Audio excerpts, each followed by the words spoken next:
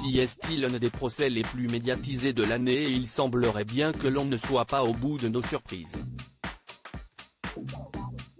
Depuis le mi-août, Benjamin Mendy est sur le banc des accusés dans le procès qui l'oppose à 7 femmes différentes qu'il accuse de 8 viols, une tentative de viol et une agression sexuelle pour des faits qui se seraient déroulés entre octobre 2018 et août 2021.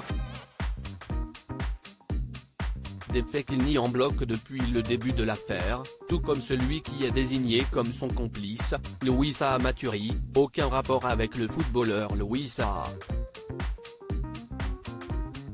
Les deux hommes assurent n'avoir rien fait d'illégal, mais les témoignages s'accumulent depuis près d'un mois et demi et de nombreuses femmes décrivent des scènes assez similaires. La plupart du temps, les faits reprochés au footballeur de 28 ans se déroulent dans son manoir, situé à l'écart du voisinage et dont l'intérieur a fait l'objet de beaucoup d'interrogations de la part des jurés.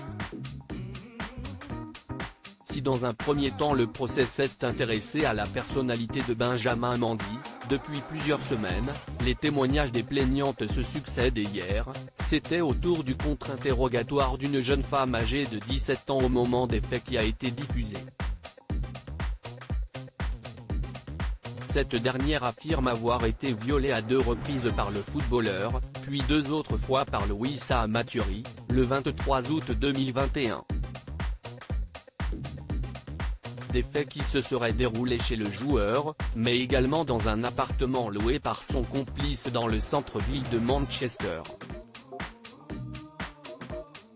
Je ne voulais pas qu'il se passe quelque chose entre nous deux. Les avocates de la défense ont mis la jeune femme en difficulté comme le rapporte l'équipe, pointant des contradictions dans son récit.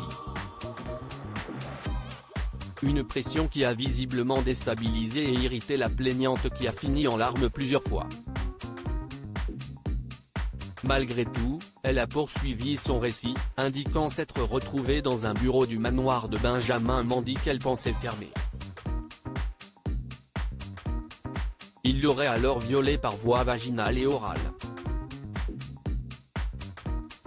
Je ne voulais pas qu'il se passe quelque chose entre nous deux, assure-t-elle, avant de dévoiler le texto qu'elle aurait reçu le lendemain, n'oublie pas la pilule.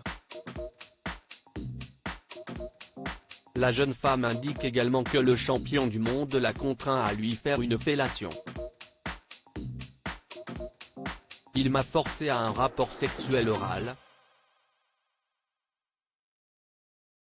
Je l'ai faite mais je n'ai pas dit que je le voulais, raconte-t-elle en pleurs face aux avocates des accusés, assurant avoir eu tellement peur lors de ce moment traumatisant.